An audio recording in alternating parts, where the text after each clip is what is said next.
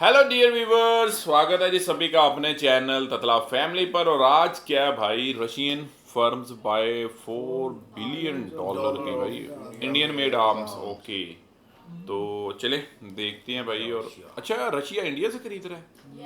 वाह। तो एक तरफ जहां भारत को रूस से सस्ते दामों में कच्चा तेल मिल रहा है, वहीं दूसरी तरफ भारत को रूस की तरफ से एक और बड़ा फायदा मिलने जा रहा है। और आज जिस खबर की हम बात कर रहे हैं, यह खबर आपके लिए जानना काफी ज्यादा जरूरी है, क्योंकि इसमें आपको भारत की दूसरे देशों में ताकत और भारतीय रुपए की वैल्यू पता चलने वाली है।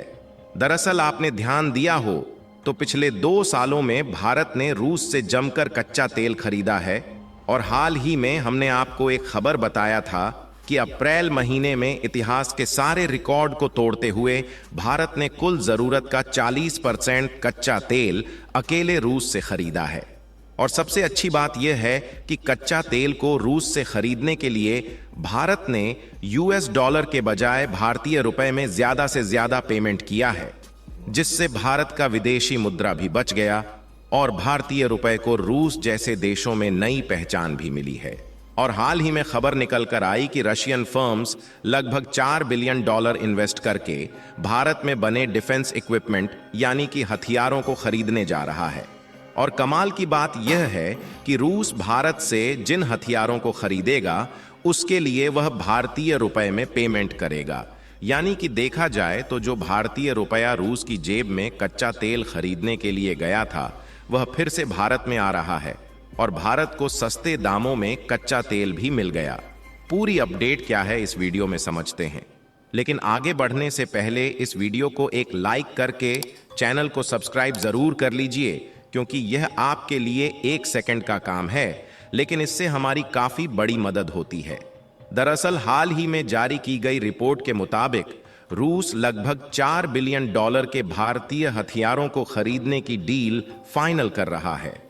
और आपको जानकर हैरानी होगी कि भारत और रूस के बीच फाइनल की जा रही इस डील में रशियन फर्म्स भारत को इंडियन रुपीस में पेमेंट करने वाली है। हालांकि इस डील पर रूस और भारत के बीच बातचीत चल रही है, लेकिन आपको यह भी बता दें कि रूस की तरफ से $4 बिलियन के बराबर इंडियन रुपीस भारत में खर्च भी किया जा चुका है। यानी कि एक तरफ भारत में बनाए गए हथियारों का एक्सपोर्ट भी बढ़ रहा है, जिससे मेक इन इंडिया को एक नई पहचान भी मिल रही है। वहीं दूसरी तरफ भारतीय रुपया भी बायलैटरल ट्रेड के लिए इस्तेमाल किया जाना शुरू हो चुका है। फिलहाल अगर इस बात पर ध्यान दें तो अभी तक भारत का जो रूस से इंपोर्ट है वह एक्सपोर्ट के मुकाबले कई गुना ज्यादा है, जिससे भारत का फॉरेन इन्वेस्टमेंट का एक बहुत बड़ा अमाउंट रूस में चला जाता है। लेकिन अब भारत के हथियार रूस में एक्सपोर्ट किए जाएंगे तो इससे भारत की मेक इन इंडिया को मजबूती मिलने के साथ साथ इंडियन इकोनॉमी में भी बहुत बड़ा फायदा होने जा रहा है।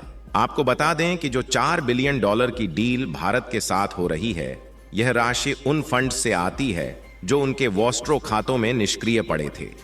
अक्टूबर तक रूसी निर्यातकों के पास वॉस्ट्रो खातों में लगभग $8 बिलियन थे।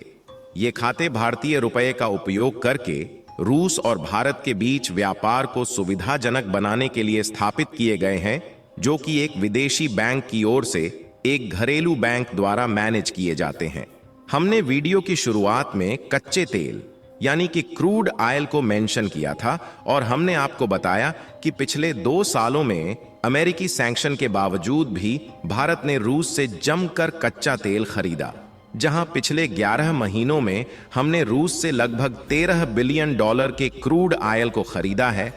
और आपको जानकर खुशी होगी कि हमने रूस से सस्ते दामों में कच्चे तेल को खरीदकर लगभग $11 बिलियन को बचाया है। यानी कि देखा जाए तो भारत ने लगभग हाफ प्राइस पर रूस से क्रूड ऑयल खरीदा है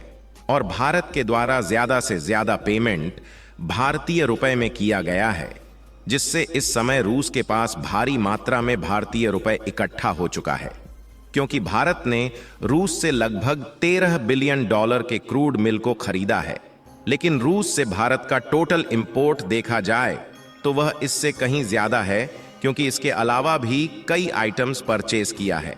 लेकिन रूस ने भारत से बहुत ही कम मात्रा में आइटम्स को खरीदा, जिससे रूस के पास लार्ज अमाउंट में भारतीय रुपया इकट्ठा हो चुका है, जिससे रूस दोबारा से इस भारतीय रुपए को भारत में इन्वेस्ट करके इंडियन मेड डिफेंस इक्विपमेंट खरीद रहा है।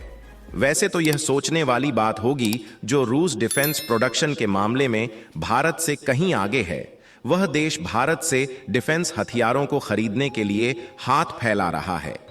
इसका सबसे बड़ा कारण है भारत की कूटनीति, क्योंकि जिस समय दुनिया के कई देश युद्ध की मार झेल रहे हैं, उस समय भारत के कूटनीति की चर्चा बढ़ रही है।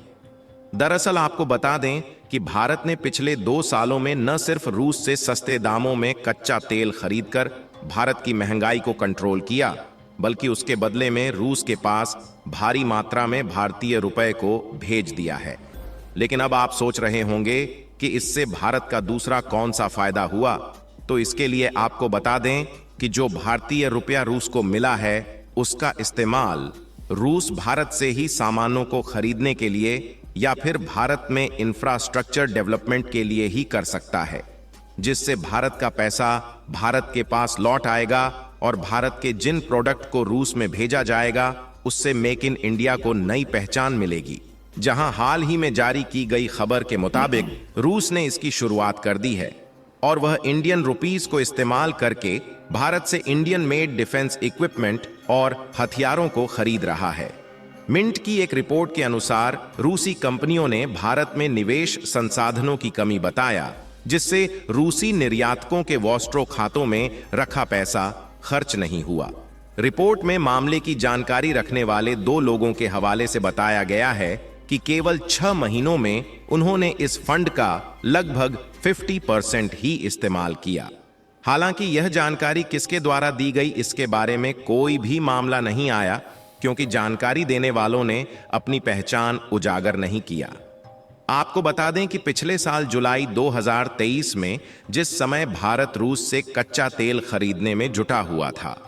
आरबीआई यानी कि भारतीय रिजर्व बैंक ने स्थानीय मुद्राओं में द्विपक्षीय व्यापार को बढ़ावा देने के लिए देश में कार्यरत 20 बैंकों को 22 देशों के भागीदार बैंकों के 92 की संख्या में स्पेशल रूपी वॉस्ट्रो अकाउंट खोलने की अनुमति दी, जिनमें से रूस भी एक था। वॉस्ट्रो खाता विदेशी कंपनियों को विदेशी मुद्रा भुगतान और एक अलग बाजार में निवेश सहित लेन देन की अनुमति देता है।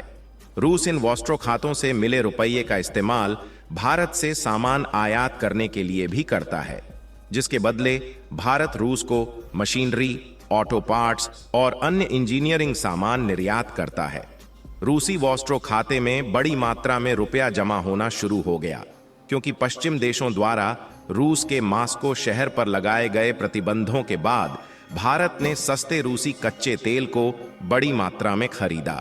फिलहाल आपको बता दें कि यह सुनने में भले ही आपको कोई छोटी मोटी खबर लग रही हो, लेकिन भारत के कूटनीति की चर्चा भारत ही नहीं बल्कि ग्लोबल मार्केट में भी हो रही है। यहां तक कि रशियन फर्म्स केवल डिफेंस इक्विपमेंट और हथियारों को ही नहीं खरीद रहे हैं, बल्कि रूस भारत के स्टॉक मार्केट और इंफ्रास्ट्रक्चर में भी इन्वेस्टमेंट कर रहा है। बाकी आप लोगों का भारत और रूस के व्यापारिक समझौते के बारे में क्या सोचना है? अपनी राय कमेंट में जरूर बताएं और मेक इन इंडिया की पहचान बढ़ रही है, उसके लिए भारत को बधाई जरूर दें और इस वीडियो को लाइक करके अपने जी बिल्कुल लाइक करें और वीडियो को शेयर बधाई हो करें जी, बधाई और कॉन्ग्रेचुलेशन भी। बाकी ये है कि बिल्कुल इसी तरीके से कि आप अब रशिया से खरीद रहे हैं तो डॉलर में मतलब पैसा लेने देने की, वो ट्रेड करने की ज़रूरत नहीं है, तो लोकल करेंसी में कर रहे हैं। उसका बेनिफिट क्या हो रहा है? इंडिया को देखो अब उसका बेनिफिट क्या हो रहा है कि डायरेक्टली अब रशिया के पास पैसा गया है, उन्होंने ऑयल खरीदा है, ठीक है। अब क्या होगा कि वही जो इंडियन रुपीज़ हैं वो दोबारा वो इन्वेस्ट कर देंगे इंडिया। क्रूड ऑयल खरीदने का ये उनको फायदा होगा कि अब क्रूड ऑयल से ना रिफाइनरी वो खुद करेंगे, रिफाइनरी तो एक्सपोर्ट भी करते हैं, एक्सपोर्ट इससे कम हाफ पे पेमेंट पे मिली है ना इनको। मतलब अब इंडिया का ये है ना कि क्रूड ऑयल वो खरीद लेते हैं, अब उसको रिफाइन करने के बाद फिर वो दूसरे देशों को जहाँ पर रिफाइनरीज वो रिफाइन नहीं कर सकते तो उनको फिर ये एक्सपोर्ट भी करते हैं। इवन के सऊदी अरेबिया में अब इतना तेल है, ठीक है, सऊदी अरब को एक्सपोर्ट करता है। इंडिया सऊदी अरब से भी खरीदता है हाँ भेजता भी उनको रिफाइन करने के बाद फिर तेल वापस भी अपनी जरूरत, लेकिन उनकी ना एक गवर्नमेंट ने एक कंडीशन लगा रखी है, जितनी भी रिफाइन कंपनीज हैं उनके ऊपर एक कंडीशन है कि पहले आपने इंडिया का तेल पूरा करना है, यहाँ पर शॉर्टेज नहीं आनी चाहिए, उसके बाद अगर जो बचता है वो आप एक्सपोर्ट कर सकते हैं, उसकी इजाज़त है उनको। तो वो कंपनीज पहले इंडिया का जो तेल जितना होता है मतलब उनको पूरा करके, उनको पता है कि यार हाँ इतनी डिमांड है तो उस हिसाब से वो सप्लाई उसकी रख के बाकी जो है फिर वो एक्सपोर्ट अच्छा, कर इस तरह देते तो हैं। फिर डॉलर को मार आएगी डेफिनेटली मतलब क्योंकि डॉलर अब देखो जैसे इंडिया ने इनसे तेल परचेज किया है और इंडिया करेंसी ही दी है, इंडियन ठीक है? करेंसी दे दी, हाँ। अब वो कारोबार करने लगे हैं, वो भी वही पैसा उठा के फिर दोबारा इन्वेस्ट करने लगे हैं। अब वो क्या करेंगे, वो इंडिया से उन्होंने जो चीजें खरीदनी है अब बजाय के वो डॉलर तो नहीं देंगे, उनके पास ऑलरेडी इतने बिलियंस इंडियन रुपीस पड़े हैं, तो वो वही इंडियन रुपीस वापस उठाकर इंडिया को दे देंगे, इंडिया की मार्केट उनका पैसा घूम के सर्कुलेट होकर फिर उनके पास वापस आ गया, और वो मेड इन इंडिया जो मेक इन इंडिया में जो चीजें बन रही हैं वो रशिया में जाएंगी, तो वहां पर जो उनकी एक डिमांड है वो बढ़ जाएगी। मतलब मेक इन इंडिया जो है अब इस तरीके से पूरे मतलब रशिया में फैलेगा, दूसरे देशों में जो है वो वहां पर फैलेगा, तो इस तरीके से इंडियन प्रोडक्ट्स जो है उनको पूरी दुनिया में अंदर वो है पजीराई मिलेगी। अच्छा, होना भी इसी तरह चाहिए यार कि आप अगर किसी मुल्क के साथ तजारत कर रहे हो ना तो अपने पैसे में लेन देन हो। यार ये बहुत बड़ी बात। डॉलर यार, डॉलर को आपने बढ़ावा इतना दे दिया कि डॉलर अब हाथ भी नहीं लगता डॉलर को। अब एक चीज है कि जब आप अब हम किसी से भी लेन देन करते हैं तो पहले बार्टर सिस्टम होता था, इससे पहले जब करेंसी नहीं हुआ करती तो बार्टर सिस्टम के ऊपर कि मतलब आपने गंदम दे दी, हमसे क्या है यार दाल ले लो, हमने क्या उगाया हुआ है आपको चावल दे दिए, एक्सचेंज कर ली चीजें, ठीक है। तो पहले करेंसी नहीं होती थी, चीजें एक्सचेंज होती थी, उनसे जो चावल उगा रहा है उसे चावल ले लिए, उसके बदले गंदम दे दी, तो इस तरीके से होता था सिस्टम जो है। लेकिन अब वो आपस में होता था ना, अब दो देशों, अब ट्रेड कर रहा है इंडिया और रशिया, लेकिन बीच में आ क्या रहा है डॉलर क्यों आ रहा है भाई, जब दो देशों बेनिफिट और साइड पे जा रहा है, तो उससे मतलब ये चीज है कि आपको ट्रेड करने के लिए डॉलर चाहिए, आपको हर काम करने के लिए डॉलर चाहिए, तो इससे दुनिया ये जो है ना मतलब अब निकलना चाह रहे हैं, तो लोग ये जो कंट्री हैं स्पेशली इंडिया, रशिया, चाइना, ये सारे, तो इनकी ये है कि यार लोकल करेंसी में क्यों ना ट्रेड की जाए, लोकल करेंसी में करोगे तो ये जो डॉलर का एक इन्फ्लुएंस बढ़ा हुआ है वो खत्म हो जाएगा आहिस्ता आहिस्ता। तो चले जी, यही वीडियो था आज का, काफ़ी इन्फॉर्मेटिव था, तो आप इसको कैसे देख रहे हैं कमेंट बिलो, आते हैं वापस नेक्स्ट वीडियो में।